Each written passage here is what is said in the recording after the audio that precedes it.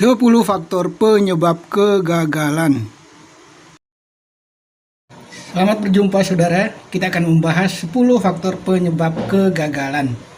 Tapi sebelumnya saya ingin bertanya, apakah Anda pernah gagal? Tentu saja pernah. Mari kita membahas apa saja faktor penyebab kegagalan itu. Oke? Sebelumnya, klik subscribe, like, share, dan komen agar Anda tetap mengikuti update terbaru kami. Pertama, kurang serius atau kurang sungguh-sungguh. Santai, bermalas-malasan, melakukan sesuatu dengan setengah-setengah. Orang yang terus-terusan santai membuang waktu produktifnya. Dia menjadi sadar ketika sudah berusia senja. Dia kaget kalau teman-temannya sudah pada berhasil. Ayo saudara, mulai sungguh-sungguh dari sekarang. Pergunakan waktu yang diberikan Tuhan untuk kebaikan diri, keluarga, dan masyarakat. Kedua, tidak fokus. Sering orang kurang fokus dalam pekerjaannya. Cepat bosan, suka mengeluh, putus asa, tidak kerasan. Mencoba-coba atau eksperimen itu boleh, tapi jangan terlena atau membuang-buang waktu dengan hal yang merugikan. Ayo, mulai saat ini lebih fokus pada 1-2 hal yang menjadi prioritas utama. Lebih bersungguh-sungguh dan fokus. 3. Tidak punya program atau rencana yang matang atau cita-cita yang realistis. Hidupnya mengalir seperti air. Kata orang sukses, yang mengalir mengikuti aliran air cuma ikan mati dan sampah. Ikan hidup selalu berenang menghadapi arus. Dengan kata lain, hidupnya hanya untuk hari ini. Ayo, harus punya program yang jelas. Program jangka pendek, jangka menengah, jangka panjang. Program yang bisa dilaksanakan, diwujudkan mulai sekarang ini, bukan nanti, dan nanti. Keempat, cepat putus asa. Tidak punya nyali, tidak bisa bangkit setelah kegagalan. Kegagalan sebenarnya adalah cambuk untuk memberi semangat baru. Harus bisa belajar dari kegagalan. Pengalaman adalah guru yang mendewasakan. Ayo, bersemangat lagi bila pernah gagal. Karena kegagalan adalah ujian bagi kedewasaan dan kualitas besarnya nyali, usaha, atau perjuangan Anda. Kelima, tidak punya komitmen atau tidak tahu arti hidup. Hidupnya terombang-ambing. Hidup yang bermakna adalah menjadikan hidup ini bermanfaat bagi diri, keluarga, orang tua, masyarakat, dan orang-orang di sekitar kita. Dengan menjadikan hidup ini bermakna, kita tidak menjadi manusia yang tidak produktif atau tidak jadi beban bagi orang lain. Atau lebih parah lagi, menjadi Batman, orang yang senang kalau orang lain susah. Jadikan hidup kita bermanfaat. Yang keenam, boros waktu, tenaga, dan materi. Ciri orang gagal yaitu buang-buang waktu, bersantai-santai, bengong, tidak dapat menggunakan waktu untuk kegiatan yang bermanfaat, membuang-buang waktu untuk hal-hal yang tidak berguna, bermain-main, bahkan sampai terlibat dalam hal-hal yang kurang bermanfaat ataupun merugikan seperti mabuk-mabukan, judi, dan sebagainya. Juga membuang-buang duit untuk hal-hal yang tidak berguna, membeli barang-barang yang tidak dibutuhkan, atau juga boros, tidak punya tujuan yang ingin dicapai, tidak punya penghasilan tambahan, tidak punya tabungan, apalagi investasi. Ayo, perbaiki diri.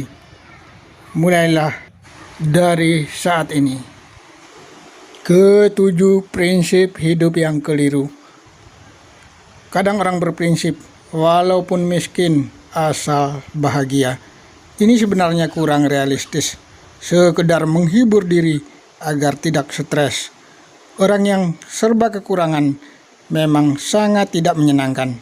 Makanya banyak orang tidak bercita-cita menjadi orang miskin. Semoga Anda dan saya juga tidak. Ada juga yang bilang, walaupun miskin tapi tidak mengemis.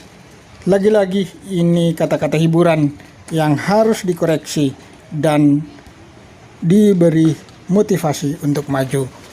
Karena orang miskin tetap menjadi beban bagi saudara dan tetangganya. Mari jadi orang yang mandiri, yang selalu terus berjuang menjadi lebih baik. Kedelapan, kurang bersyukur. Ciri orang gagal adalah tidak mampu melihat bahwa dirinya sudah sukses dan seharusnya bisa membantu sesamanya. Banyak orang merasa belum cukup, terlalu rakus dan egois, bekerja hanya untuk dirinya sendiri atau keluarganya sendiri, kurang mau berbagi, terus mengeluh dan merasa kurang dan kurang. Artinya orang ini gagal melihat keberhasilannya, egonya sangat besar dan tidak mau berbagi. Orang yang tidak bisa bersyukur juga tidak bisa melihat hal positif dari setiap peristiwa, termasuk dalam peristiwa negatif. Tidak bisa melihat peluang di dalam setiap tantangan. Ayo, biasakan berpikir positif dan berjiwa besar, menemukan jalan keluar dalam setiap tantangan hidup, dan teruslah bersyukur. Kesembilan, tidak bisa memulai. Memulai melakukan suatu hal atau rencana, merealisasikan adalah hal yang sulit. Perlu kesungguhan dan kemauan yang kuat. Tangga ke-10 dimulai dari tangga yang pertama, atau langkah yang ke-10 diawali dengan langkah pertama. Ayo, mulai mewujudkan rencana Anda dengan aksi nyata, bukan sebatas teori atau angan-angan. Rencana harus nyata dan bisa dilaksanakan mulai sekarang ini. Sedikit bicara dan banyak bekerja. Jangan hanya pintar membuat rencana tanpa bisa mempraktekkan. Ayo, mulai melakukan apa yang Anda rencanakan mulai saat ini, dari hal-hal yang biasa dan kecil. Ke-10, tidak mau keluar dari zona nyaman atau takut pada tantangan. Banyak orang sudah merasa nyaman dengan keadaannya, sudah cukup, tidak mau lebih kreatif lagi. Ada lagi yang merasa aneh melihat orang lain kreatif dan sibuk. Orang sukses selalu berusaha keluar dari zona nyaman, keluar dari frame, bingkai yang membelenggu cara berpikirnya dan cara kerjanya. Kreatif melakukan inovasi baru untuk kebaikan dan kemajuan. Orang seperti ini akan kaget saat menemukan masalah karena tidak ada antisipasi, tidak ada tabungan misalnya. Mari keluar dari zona nyaman, berpikir dan berperilaku kreatif.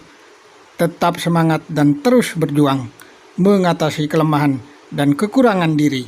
Bangun rasa percaya diri dan selalu kreatif mewujudkan rencana, angan-angan, keinginan, dan dengan tindakan nyata yang bermanfaat bagi diri sendiri dan banyak orang.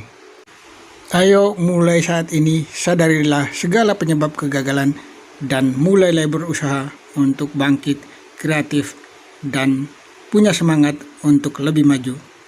Semoga segala perjuangan kita berkenan di hadapan Tuhan dan selalu diberkati.